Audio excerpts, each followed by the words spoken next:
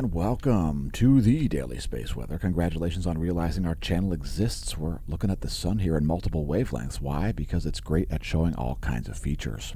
Coronal hole facing the Earth, we can expect a high-speed stream from that. Some geomagnetic storm expected from that as well. And part of the reason this composite imagery is so good is because it shows us things like this new sunspot that's just risen up here in the northeast. You can see those bright regions there around the sunspots. The dark region, that's the 211 angstroms portion. And it also does show ionized helium. We'll be talking about that and lots more today on the Daily Space Weather.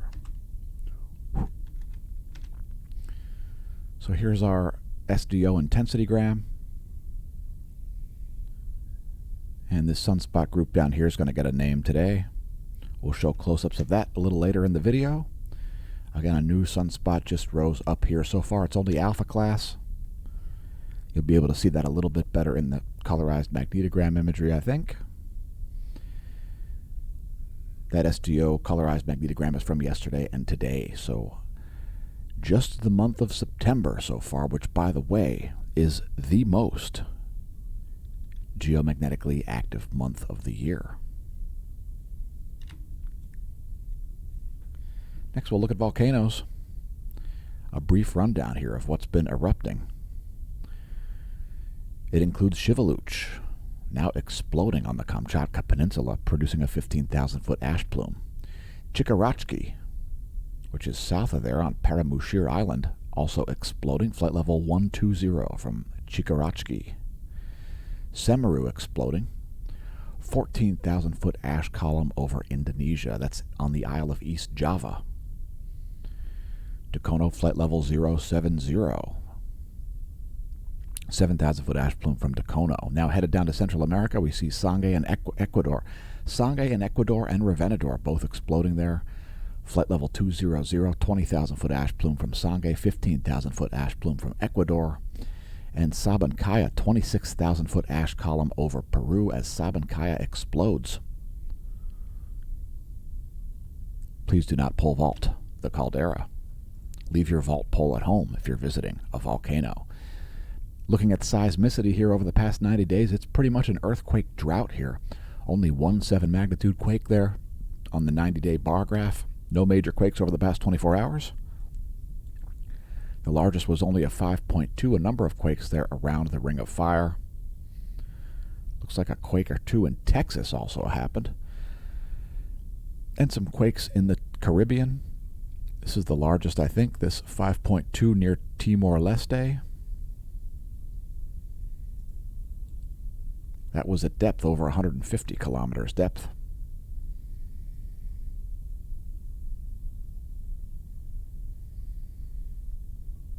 And let us know if you've felt any earthquakes or missed anything on the list. We do appreciate your comments. So there was a 5.0 near Tonga also.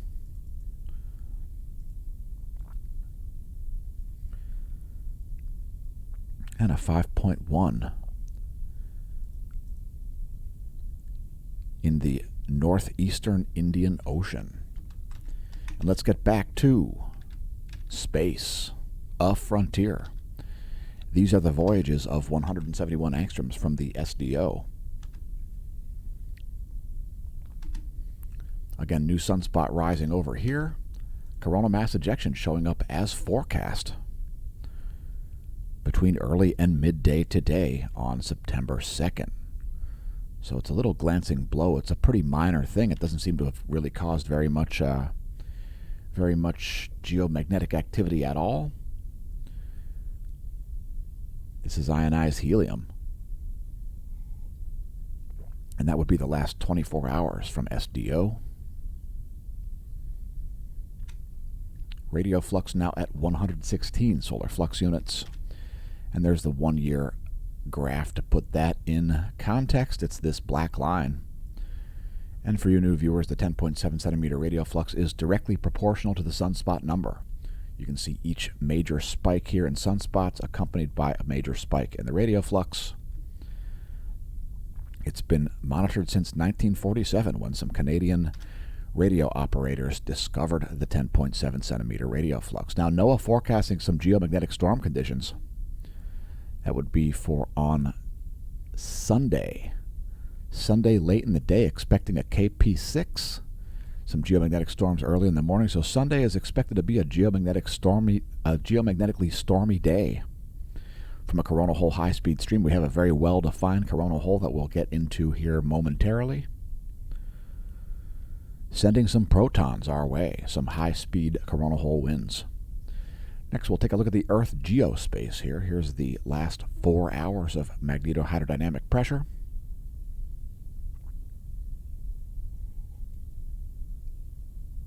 That's Earth's magnetic moment from space out to about 12 Earth diameters, which is roughly the size of Earth's magnetosphere. And when solar protons reach the magnetosphere, they must make a decision. Typically decelerating, emitting radiation, known as Bremsstrahlung, the braking radiation. Again, that's the last 4 hours. Here's Earth's magnetic moment from the ground. Yes, Bremsstrahlung. It's a German term that means braking radiation.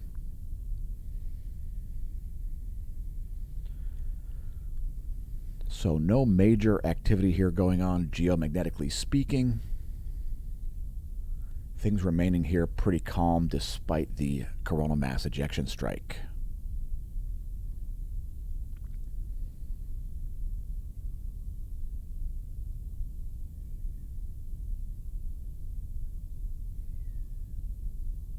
And that magnetic flux density imagery there will show you the most likely places for aurora, pipeline, induction into power grids, rail lines, and so on. KP index here only at a KP2. I thought they changed the data around, and now it's back to this imagery, whatever. KP2 is the geomagnetically calm condition at the moment. And here's where the CME strike happened. We saw a rapid shift in the phi angle, the magnetic field, and minor shifts there in the plasma temperature. The solar wind density actually came down, and the solar wind speed came up a little bit there. Again, a minor CME strike. Current conditions are about 8 protons per cubic centimeter for the density. Make it 7 protons per cubic centimeter.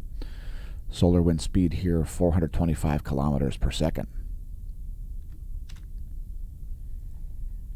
These are the GOES magnetometer readings from the GOES 16 and 17's near equatorial geosynchronous orbits. Nothing too exciting showing up there. And let's look at the heliospheric current sheet. This is the top view ecliptic plane field plot. And Earth remains in a North Pole current sheet for the foreseeable future. Keep in mind the magnetic environment can change with basically no warning. So here's a line of sight plot showing you the sun's B field in blue, south solar polar field in red, north solar polar field in green. We've got a bunch of North Pole oriented coronal holes. Here's a line of sight coronal hole plot, and you can see those green areas. Those are North Pole coronal holes. Here's a view of that from SDO in 211 angstroms. So that feature there in the middle of the solar disk, that well-defined coronal hole system, that is where we can expect some geomagnetic storm conditions coming on Sunday. It'll be a fairly long-lasting coronal hole high-speed stream. And let's get into sunspots. So this sunspot down here needs a name. That'll be 3093, I think. And 3094 up here has just risen. So we'll see a little uptick here in the sunspot number. Likelihood of large flares going up here as sunspot 3089 approaches the limb. Our regular viewers are well aware that sunspots are more likely to produce major flares while on the limb.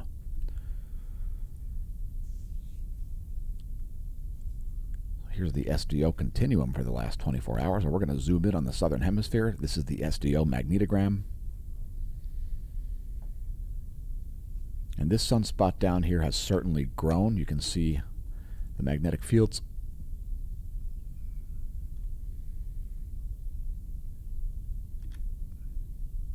And here's a close-up of the the southwestern limb. That sunspot group pretty stable.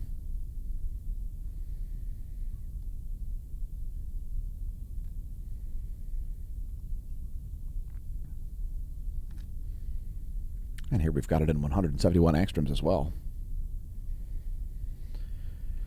As we show you the most detailed imagery of the closest star in the world. Also the most comprehensive space weather content that you'll find anywhere. No sensationalization of facts, just the facts. So here are these sunspot groups. Again, that'll be sunspot 3092 there on the bottom of the screen. Exhibiting a little bit of growth there in the past 24.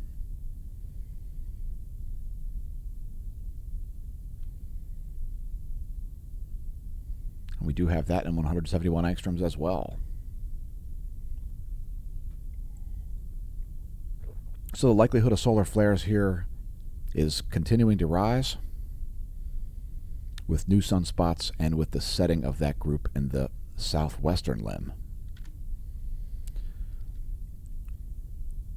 Besides that, the X-ray profile has dropped over the past week. You can see some very active moments there in the past week. Many M-class flares happening. Past 3 days, the X-ray profile dropping off.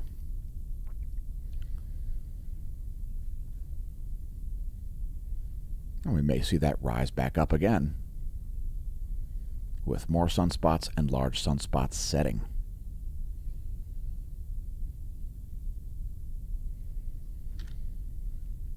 No spikes in the proton flux. If we do see major flares, we may see some relativistic particles. At the moment, it's flatlined. Here's your star chart. If you're up before dawn, you might see Jupiter, Mars, and Venus out there toward the ecliptic. That is from in-the-sky.org. And if you're wondering where we're located, Smash staff and I are located in Lehigh Valley, Pennsylvania, about an hour from New York and Philadelphia. Here is our planetary solar system forecast. Keep in mind this imagery is not to scale. Jupiter and Saturn are very far away from each other. And Neptune is even farther away from Uranus than Saturn is from Jupiter, as planets are at proportionally greater distances from each other as you move out into the solar system. Here's your forecast. Venus getting lonely.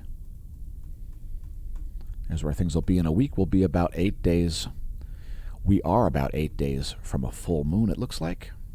Full moon coming on, I think, the 10th of September. And let's talk about SureMed. If you'd like to improve your health, consider an association membership. SureMed's not insurance, it's just a nonprofit organization focused on improving the health of its members, the American Better Health Organization. And if you sign up for SureMed, one of the things that you'll get is this great little booklet with the complimentary features. Along with your membership card and so on, it will explain all the sorts of discounts that you'll receive. So check it out. Links below the video as well as on our homepage. That's my personal link. Feel free to drop me a line. The email address and phone number are listed there. And some of the features include teledoc service, otherwise known as doctors by phone, virtual veterinarians, dental discounts, save 15 to 50% on dental services, vision discounts, save money on frames and LASIK surgery and so on, lab CT scans. Are you hard of hearing? There are discounts for hearing aids as well. So check that out. Again, links on the homepage to that, as well as links to things like the YouTube channel, Twitter, Instagram, etc. And welcome to the Neo Renaissance. You can also find links to the Smash Team page there. Right there's a graphical link. Also links up in the header to Smash Team, where we send out things like email alerts. So if you want to support us via subscription services, become a gold or silver member. There's also a free subscription there on the bronze level. We do send out email pushes, as we did early this morning, about the CME striking exactly as forecast. Support the channel via smashomash.com/smashteam. We are still on Patreon as well. Thanks to everybody who has helped out as we make just this side of nothing to put the videos on YouTube. We also stream regularly to Twitch, thanks to our new followers over on Twitch, twitch.tv/smashomash. We're also on Twitter, some fascinating conversations and hilarious ones always going on there at Twitter. So make sure you join us over there. There are things that you won't see anyplace else. So twitter.com/smashomash if you want to interact on social media. That's a great place to do it. And thanks for leaving a comment, Tinman1057. Good morning to you as well. From the Smash News Network, least busted name in news. Today's featured product is Mensa, our third bestseller. It stands for Make Earth Not Suck Again. And of course, our bestseller is not mentionable since this video's for YouTube. And by the way, make sure you enter the promo code NOTJUST, because it's not just t-shirts. Save 20% on everything by entering the promo code NOTJUST on checkout. It's not just t-shirts. It's not just how much we're paid to put the videos on YouTube, but check it out. There's my Mensa hat, and I'm wearing the shirt.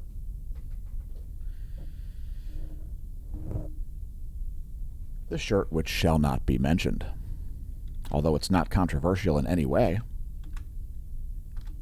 Here at the Smash News Network, least busted name in news, we're citing the fact that it is up to you to make Earth not suck again, not heaving bureaucracies that can't even get out of their own way or do their own jobs. If you've noticed, Earth's been sucking for the past 2+ years. Lots of people would tend to agree with you. So do your part in making it not suck again. They make great gifts, so pick up some merch. Check it out, the throw pillows of less than $20. There are even masks. I guess that's pretty ironic. Would you like a Mensa Make Earth Not Suck Again comforter? We've got it. I want to see somebody with the leggings and the A-line dress. Make sure you drop us a line if you do pick up merch. We want to see you wearing the products. And again, don't forget to enter the promo code NOTJUST to save 20% on everything store-wide through September 8th. Press like and subscribe if you enjoy the content on YouTube. Thanks for tuning into the content, putting up with the pathetic censorship on the platform. And thanks to all of our subscribers. If you've just recently found the channel, you're new to the channel or space weather in general, thanks for tuning in. Congratulations on realizing we exist. Press the notification bell so you know when we put up videos. You might actually get a notification. And of course, check our playlists. All kinds of playlists there, like Terms Defined, Driving, Riding, and Pro Tips, Cosmology segments, smashomash.org presents the sun, and more. And let's get back to some coronagraph imagery. So here's yesterday's imagery. I just want to see if there's any imagery uploaded today yet. Nope. So we do have yesterday's coronagraph imagery from GMU. And nothing too exciting going on there as far as coronal mass ejections. We'll see if we can expect any more here in a moment, but first, Stereo A's coronagraph, which has about 12 hours of missing data right there at the end. As you can see here, we go from 2009, we go from 2023 to 838. So there's like 12 hours of missing data there. And but that's the last few frames there. That's the current data about. And some large filaments on the far side of the sun. Again, a huge coronal hole facing the Earth at the moment. Expecting some geomagnetic storm and unrest conditions from that. So here we're looking at the Lermonth, Australia ground-based solar observatory to look at things like filaments, these dark features here. You can see some quite significant plasma filaments here in the southeast.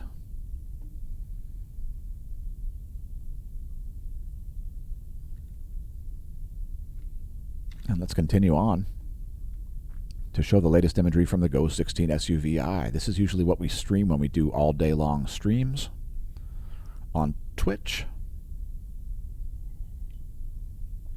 We've got some streams that were 24 hours in length, 17 hours in length, and so on at twitch.tv/smashomash, especially when all that flaring activity was going on.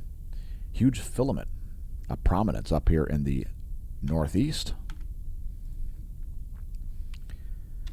And let's switch to the SDO.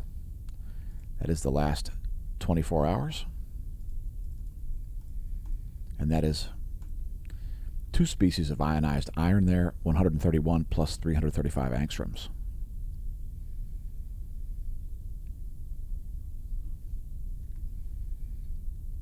And it's time to do bonus features. Let's blast through those and get to meteorology. So here's our bonus features segment, starting out with satellite charging hazards at the moment.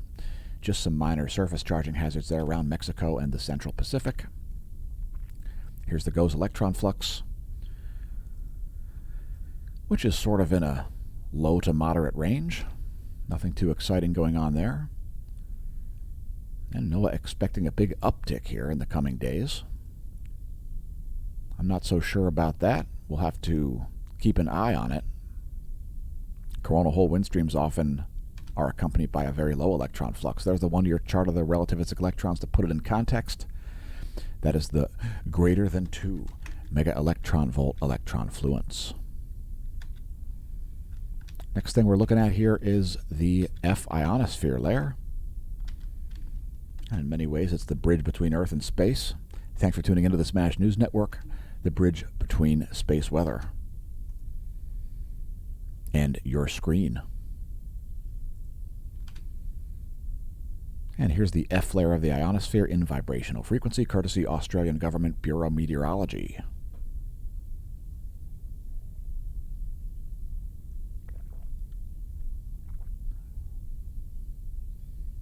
Certainly some low frequency anomalies happening there in the southern hemisphere.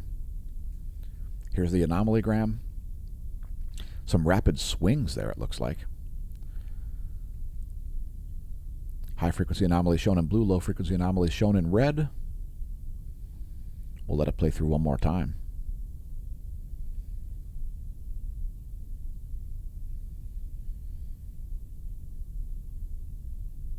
Once again, folks, remember, September is the most geomagnetically active month of the year. So there's what's going on in the ionosphere at the moment. Things quite normal, based on the 30-day median. Next, the total electron content forecast shows you the most likely places for GPS errors. Things are looking fairly nominal when it comes to this as well. Most GPS errors occur around the equator at noon. And your GPS satellite's located at about 12,500 miles of altitude, a very high geosynchronous orbit. And there's a diagram to show you the distances to things like the Van Allen belts, the SDO, the International Space Station, and indeed GPS satellites. Next, our latest intensitygram showing sunspots and latest colorized magnetogram. First, this new group rising up here in the northeast. It's only an alpha class sunspot so far. We only see one umbra of one polarity. Let's take a look at this gargantuan sunspot. There are the fields of that. It remains beta gamma delta class. Again, as this approaches the limb, it's likely to produce major flares. And we'll keep you posted on that.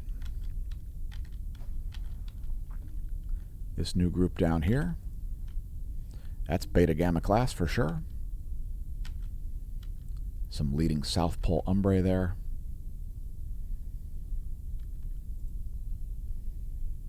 And we'll also take a look at this group while we're here.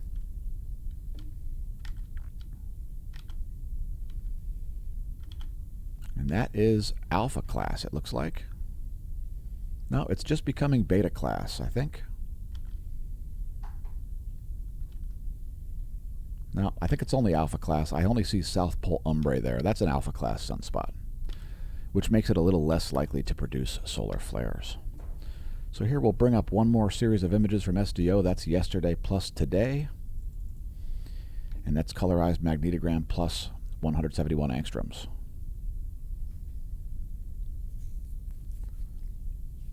And that's where we'll end our space weather coverage for the day. We'll blast through some meteorology stuff. Always some interesting stories to talk about when it comes to the realm of meteorology. And we'll start out by looking at the Atlantic Ocean in terms of sea surface temperature and some winds kicking up in there. We'll show you some forecasts about that as well. So we do have this low pressure here. No named storms in the Atlantic through the month of August. Not exactly the most common thing. Let us know in the comments if you think that's caused by carbon dioxide. Anyway, the point is there's a bunch of hot water up here, anomalously hot water in the North Atlantic, and that can serve to strengthen storms. We do have a low developing down here off the coast of the Bahamas, in the extreme eastern Caribbean. We'll talk more about that in a bit. Let's move to the realm of surface winds. These are the surface winds of the eastern world. Shout out to our viewers from all around the planet. There are the jet streams of the east. Here are the jet streams of the west, the Americas. Jet streams largely staying north of the U.S. here. Some cold air being injected into the central portion of the country. Here are the surface winds of the western world. There you have it.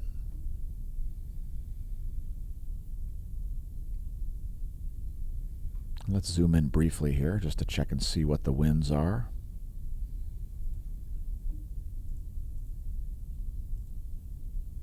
Decent high-speed winds there.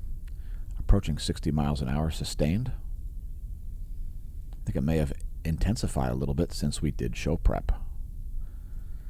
Last but not least, the surface winds of the central world.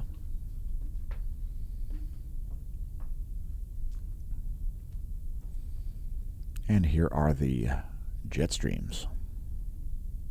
Backward jet stream here over much of the Indian Ocean, northern Africa, and even parts of the central Atlantic, blowing east to west in those areas. Here's your weather.gov map. If your county's lit, click your county. On weather.gov, some flooding forecasted once again there for Texas, and some extreme heat in the western side on the left coast. So here is our pressure and 10-meter wind kit. I mean, in knots. That's pressure and 10-meter winds. Again, it is in knots. You see this low here developing around the Caribbean. It looks like it's going to make a turn to the north there.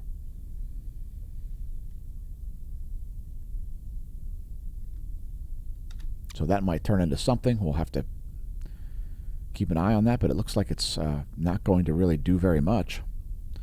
Here's your GFS total accumulated precipitation forecast for the next 72 hours. By the way, this was the GFS model for 72 hours as well. Here's a GFS total precipitation forecast, and it is showing precipitation in inches, so some isolated pockets there of very heavy rains expected for Texas, also portions of Georgia. Louisiana's going to see some heavy rains. That's a GFS model for the next 72 hours in inches. Continuing on to take a look at windy.com's real-time data. We are seeing gusts of approaching 70 miles an hour, so it's approaching hurricane force gusts, but as far as sustained winds, not so much. More like around 50 miles per hour for that low, and we'll zoom out just to show you the location of that out in the middle of the Atlantic. Some very strong winds on the west coast of Greenland. Check it out. Yowzers.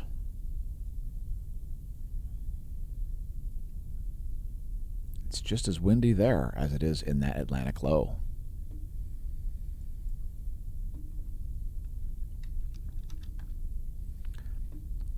Next to your NASA Goes Lightning Mapper. That's the last about 10 hours.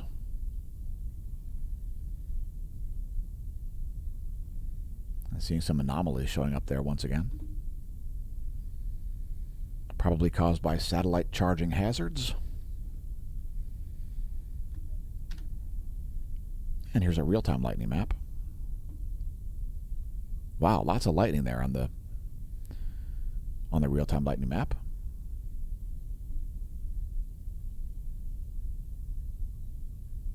So that's only the last 60 minutes that it's going to show there.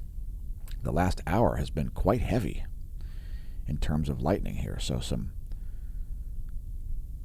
major lightning there around the South Carolina and Georgia, Florida coasts. We do have some active cells here near Tulsa. Hey, Tulsa, there's thunder rolling in. Next time you hear thunder, check out lightningmaps.org. All kinds of great features there. And their monitors are located in Europe, Oceania, and America. In other words, there may be lightning in these areas. There are just no monitors there. Continuing on to our U.S. Doppler radar map, we've brought back the radar.weather.gov map. There's the all 50 states view, some precipitation showing up there in Alaska. We'll focus on the lower 48. So there's our radar map there. You can see that system moving towards St. Louis. St. Louis, you're in the crosshairs. Here's clouds and fog on the shortwave radiation satellite.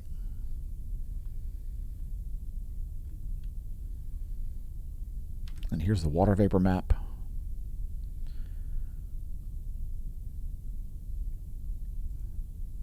I think that probably clarifies things. We do have an anticyclonic system right here with this clockwise rotation. And this dry mass of air not exactly helping to strengthen this minor low out in the Atlantic. Here's your recap. It's time to close this video out. U.S. Doppler radar showing vertical motion of water droplets in the air column. Some strong storms there around Florida.